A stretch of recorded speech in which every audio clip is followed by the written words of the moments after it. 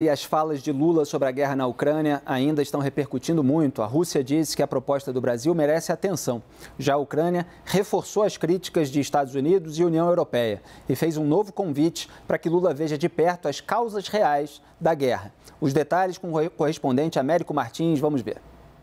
O regime de Kiev adotou linha parecida aos seus aliados ocidentais e disse que era inaceitável culpar os ucranianos por terem o seu país invadido pelos russos. Eu conversei hoje com o porta-voz do governo ucraniano, Oleg Nikolenko, que confirmou mais uma vez um convite para o presidente Lula visitar o país e ver com os próprios olhos o impacto da guerra.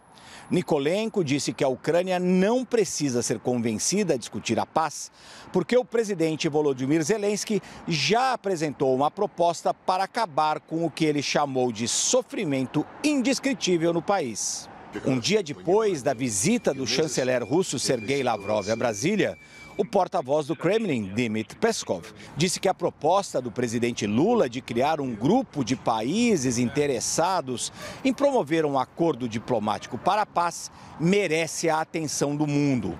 A declaração de Peskov e a visita de Lavrov reforçaram ainda mais a impressão de governos ocidentais de que o Brasil parece muito mais alinhado com a Rússia do que com a Ucrânia. Apesar de o Itamaraty argumentar que está tentando seguir uma política externa de total equilíbrio e independência. Américo Martins, de Londres, para a CNN Brasil. E o G7 mostrou hoje que se mantém firme no apoio à Ucrânia e ameaçou custos severos para quem apoiar a Rússia. Olha aí um recado ao Brasil. O alerta foi emitido em comunicado conjunto do grupo que reúne as 7 potências do Ocidente, depois da reunião dos ministros das Relações Exteriores, que discutiu ameaças nucleares da Rússia e o cerco da China a Taiwan. O texto reitera o apoio ao presidente ucraniano Volodymyr Zelensky no esforço por uma paz justa e duradoura. Sem citar governos específicos, diz que países terceiros devem parar com a assistência à Rússia na guerra ou enfrentarão custos severos. E depois de tantas críticas, Lula disse hoje, durante encontro com o presidente da Romênia, que o governo condena a violação da integridade territorial na Ucrânia.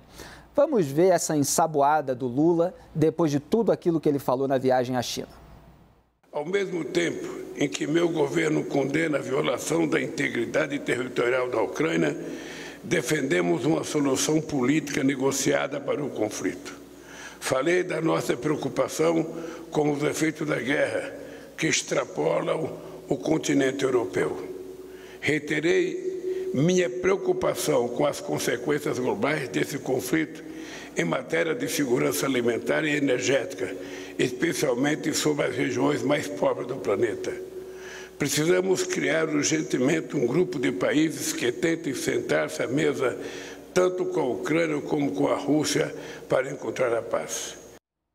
Vê que no final aparece tanto com a Ucrânia quanto com a Rússia.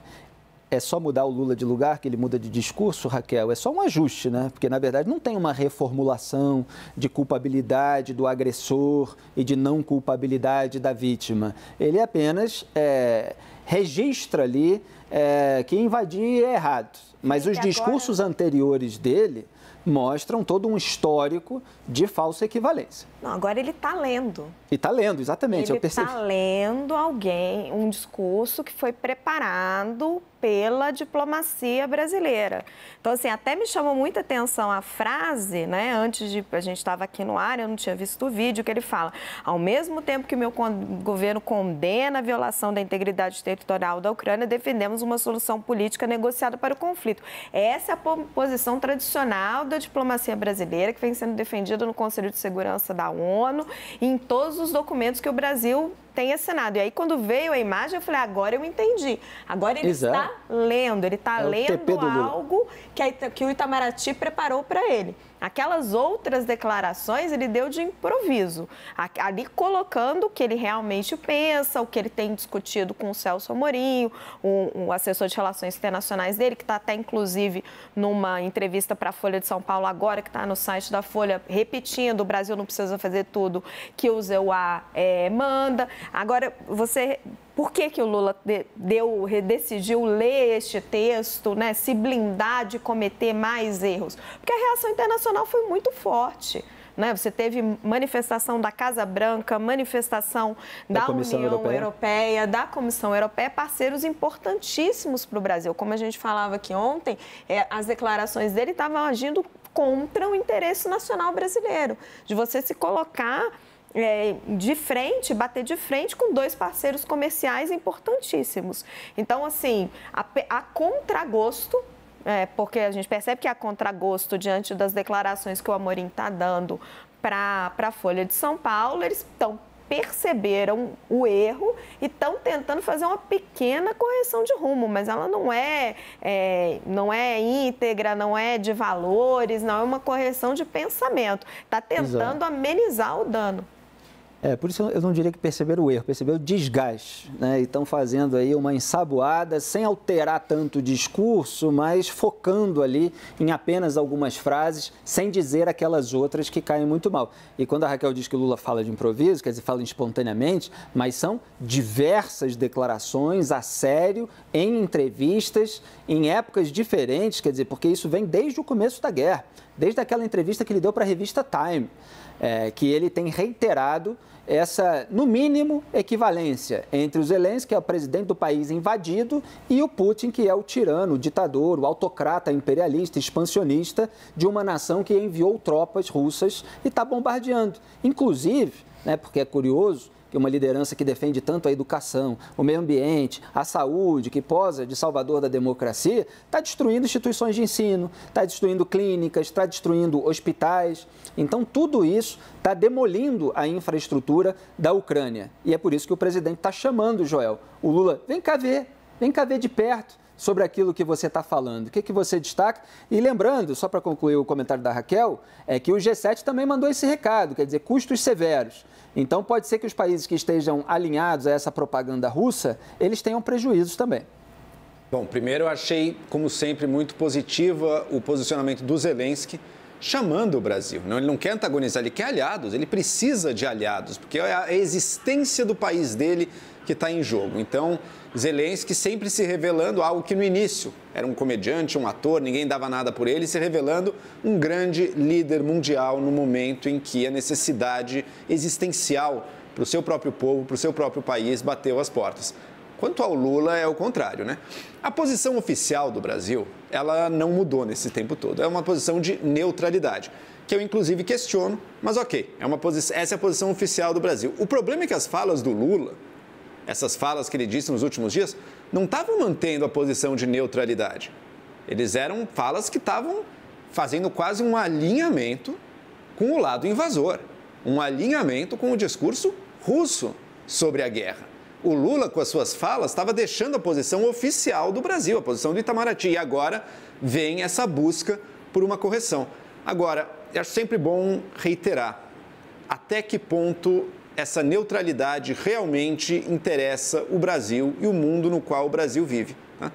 Eu lembro que nos anos 30, muitas potências europeias resolveram tratar um ditador expansionista, um ditador que invadia territórios vizinhos aos seus, com essa mesma política do apaziguamento. Espera aí, vamos sentar para conversar, vamos negociar a paz aqui.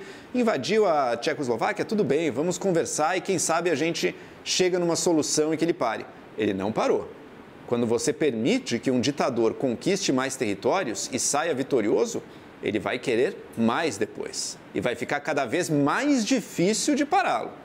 É hora, na minha visão, do Brasil perceber que essa é a situação que nós enfrentamos hoje. O posicionamento do Brasil lá na Segunda Guerra já não foi nada admirável. Infelizmente, estamos reproduzindo isso nesse momento. Joel chamou a atenção para a posição do presidente Zelensky da Ucrânia, que obviamente não quer inimigos, ele vê as pessoas falando as maiores besteiras do mundo, mas ele tem a elegância diplomática de convidar. Quando a gente vê as notas, as declarações de todos os países, é tudo feito naquele tom diplomático. Quer dizer, não há assim, uma condenação moral categórica, decisiva. Há uma fala firme, mas sempre com aquela elegância de se informar, de, claro, queremos o Brasil como um aliado, etc. Porque todos os países têm interesse em manter relações comerciais. Mas é claro que isso gera ruídos, eventualmente gera condições. Você depois pode assinar acordos e falar, só se você não continuar fazendo isso e aquilo, etc. Como é que você avalia? Bom, eu não vou mentir, né? Esse recuo do presidente Lula me traz um certo alívio. Ainda que ele tenha lido o texto, né? Ainda que provavelmente o que ele pensa não é exatamente o que está no texto, alguém conseguiu, né, nesse governo, escrever um texto ponderado e conseguiu fazer com que o presidente lesse o texto. Então, é um avanço, porque eu estava realmente muito preocupada com o rumo, né, que a situação vinha tomando, com as falas sucessivas do presidente de ataque mesmo aos Estados Unidos, a condução que a Europa vem dando para essa crise, né, que é grave. E muito embora na bancada haja essa preocupação com a questão comercial, e é legítima e é mais próxima, né, é o que tem de mais palpável, eu tenho preocupações mesmo do país ser envolvido num conflito, né, do país entrar numa rota de colisão com quaisquer que sejam as potências bélicas que há no mundo. Então, eu defendo uma posição, não é para mim, eu posso dizer, olha, eu sou favorável, entendo que foi um crime de agressão, entendo que é crime contra a humanidade, eu, Janaína, né, ou qualquer um de nós. O presidente da República, não, porque o presidente da República, quando ele fala pela nação. Então, ele pode nos colocar numa situação de guerra. Né? As pessoas acham que é exagero, mas um pouco antes da Ucrânia ser atacada, falar em guerra, falar em invasão era algo também longínquo. Então, um líder, né, uma equipe, um estadista, ou alguém que esteja no lugar de um estadista, tem que pensar na defesa do país e em poupar o país de conflitos. Então, eu fico feliz com esse recuo. E peço encarecidamente que as pessoas com mais moderação ali, que estejam próximas do presidente, fiscalizem para que ele não recaia. E entendo que seria apropriado afastar esses conselheiros que ele tem na área internacional, que ainda tem a mentalidade de que Estados Unidos são um grande império, de que nós vivemos o imperialismo, né, que isso tem a ver com soberania. Ter a ver com soberania é não colocar o Brasil em rota de colisão com quem tem poderio bélico. Posso só... Eu só queria registrar que eu, Felipe, não considero um recuo, porque o Lula estava falando, me parece, na Romênia, né? Portanto, para romenos. Recebendo aqui é uma liderança romena. Exato. Quer dizer, e a Romênia é um lugar onde você tem movimentação de tropas da OTAN, o Putin já mandou tirar a Romênia, assim como a Bulgária, se eu não me engano, considerou absolutamente inaceitável essa ordem do Putin. Então, é um país onde há lideranças que sabem muito bem com quem estão lidando quando se refere à Rússia. E o Lula falando para esse público, ele tem um discurso ajustado, um discurso diferente. Quando ele vai lá para a China, ele faz todos aqueles afagos, obviamente excessivos, que repercutem mal no mundo democrático, entre os países que são democracias. Agora, repercute bem entre esses regimes autocráticos. Não, eu queria só trazer um pouquinho de histórico, porque eu acho que não vai mudar. Quando, ainda no período de transição, quando você foi definir o ministro das Relações Exteriores e toda a equipe, você tinha uma disputa ali dentro do PT, de como ia ser tocada essa área de relações internacionais. Você tinha, de um lado, o ex-ministro Celso Amorim, de outro lado, o senador Jacques Wagner, que hoje é um dos líderes do governo do Congresso. E Jacques Wagner contava ali com ele chegou a ser cotado para ser ministro de Relações Internacionais, de Relações Exteriores, com uma equipe muito boa e que tinha uma visão diferente desse anti-americanismo, que também trabalhava com essa questão da multilateralidade, enfim, de você ter que dar pesos aí relativamente iguais para esses diferentes países. A guerra da Ucrânia complicou um pouquinho isso, mas, enfim, houve este embate durante a transição de qual seria o melhor caminho a ser seguido. Se você repetir essa receita que foi adotada em 2003, que era essa receita de unir o Sul global, a receita dos BRICS, etc., ou você adotar um outro caminho onde o Brasil se abriria mais e tiraria menos desse ranço do PT antigo, desse anti-americanismo. E o Lula fez uma escolha. quando ele indica o ex-ministro Celso Amorim para ser o seu principal conselheiro, indica o chanceler Mauro Vieira, que, enfim, é um diplomata muito experimentado, mas muito aliado com o Celso Amorim. Então, acho que essa escolha já foi feita lá atrás, eu acho que não tem mudança aqui. O que aconteceu foi uma manifestação diante de tanta reação internacional negativa. Sim, mas veja bem, na medida em que houve essa reação justa, na medida que internamente também não foi algo confortável. Pode não ter tido uma mudança, mas ele pode, eventualmente, avaliar mudar. Não, só não estou compartilhando do seu otimismo. Porque a qualquer momento, falando para um país desse bloco, quer dizer, você pega Venezuela, Cuba, China, Rússia, ele pode mudar o discurso de novo. Quer dizer, você não tem ainda muito claro, você não tem um meia-culpa, você não tem um discurso definitivo, você tem um discurso que ele dá para determinado bloco, um ajuste que ele faz ali na hora de falar para outro país. É depois de uma repercussão negativa? Mas e se não fosse? Talvez o Lula fale aquilo que é para agradar vários países. Ele vai conseguir por meio desse método de negociação, de você afagar com quem você está negociando no momento, equilibrar tudo isso da melhor maneira possível? É uma pergunta que se coloca. Vamos ver qual vai ser a reação de fato, em termos de negociação, em termos de relações comerciais e outras relações de organismos internacionais da União Europeia e dos Estados Unidos. Porque assim, veja bem, a gente também, todo mundo sabe o tanto que eu sou crítica à esquerda, ao PT. Para mim é algo muito simbólico, esse alinhamento do presidente com países, por exemplo, que condenam jornalistas por fazerem críticas. Então, eu tenho muitas preocupações nesse sentido. Mas, nós estamos no início de um governo. Eu tento, quem sabe tem alguém ali que pode perceber que o rumo está errado, que essa mentalidade que vem norteando o presidente, esses conselheiros, é uma mentalidade que já era velha há 20 anos. Então, a gente também tem que ter um pouco de esperança, de boa vontade, sobretudo no início de governo, fazer um jogo do contente, um pouco poliana, porque senão fica muito pesado. Assim, se ele der uma pequena recuada, vamos elogiar, quem sabe ele se anima. O problema, diga, Hélio. O problema eu acho eu fico com o meu realismo aí, a Janaína fica com a esperança dela. Diga. Eu não tô com a esperança da Janaína, não, porque o que eu vejo é um alinhamento do Lula com ditaduras. Então, a gente está vendo ele passando pano para o Ortega, como sempre, apoiando o Maduro na Venezuela, recebendo o navio iraniano aqui, recebendo o Lavrov, que estava em peregrinação para Nicarágua, Cuba, Venezuela e Brasil, se aliando com China, servindo de boneco de ventríloco do Putin nessa guerra. Então, aquilo que a Raquel falou, que era a estratégia de 2003, eu acho que piorou, porque parece um alinhamento com ditaduras. Especificamente com ditaduras, e desalinhando com o Ocidente e os Estados Unidos, que são os nossos aliados tradicionais.